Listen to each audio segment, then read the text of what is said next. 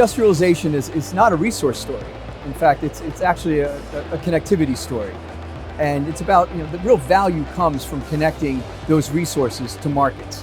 As we've done in the United States, how we become the economic powerhouse that we are, it was because of connecting our resources to the necessary markets across the various infrastructure and logistics that we've built out. So the United States stands ready to bring that expertise, that knowledge, that capability to Namibia. In fact, alongside institutional finance such as DFC, XM Bank, USTDA, marrying them up with private investment and bringing our expertise as, again, a pioneering country that really, we learned very early on, although we're only 250 years old, we learned very early on that it was about connecting those resources to markets. So we're ready to bring that expertise and stand ready to bring that expertise to Namibia to assist with the logistics, getting those resources where they need to be, and again, out to market. We have Walvis Bay. We've got some of the best roads in Africa, and we've got U.S. logistics companies already on the ground, looking at this, mapping it out, and demonstrating how you move across this Southern Africa energy corridor through Namibia as a node to this corridor, and out through the port at Walvis Bay, and again, out to market.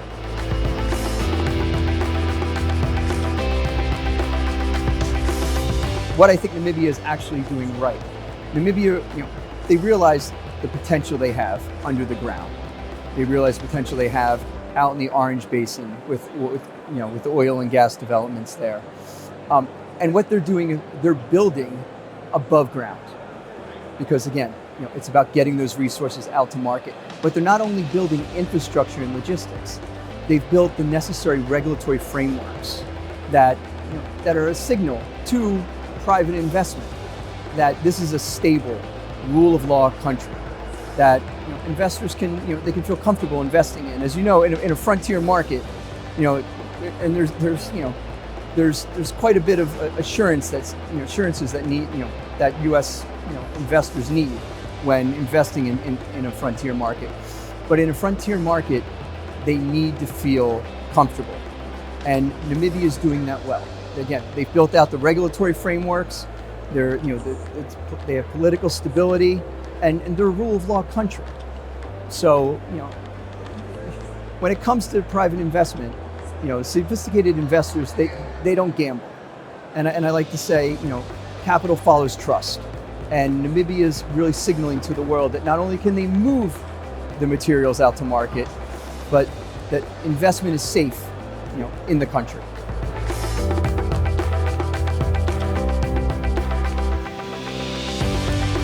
So what Namibia needs to do today, and what Africa in general and any frontier market needs to do, is they need to focus on regulatory stability. And again, circling back to what I was saying with regard to capital following trust, investors need to feel confident in where they're investing and comfortable in where they're investing. And it's that stability and that regulation.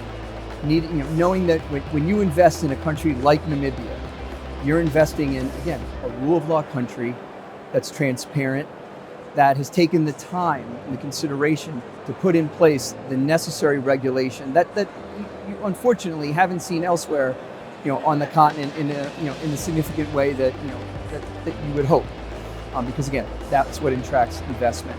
But Namibia's done that, and it's that which is going to make a difference.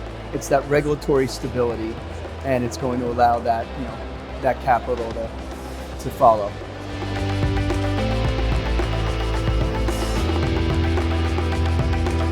AEF to me represents the future of Africa.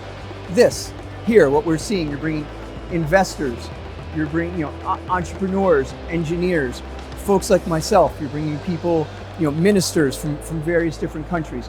Everybody's converging here, and it's these conversations, it's this crossbreeding of ideas that is really going to carry us forward here on the continent. It's these meetings, it's these panels that I just came from. It's the exchange of ideas that really AEF has given us a forum for that, and an arena to come together from all over the continent with the same goal in mind.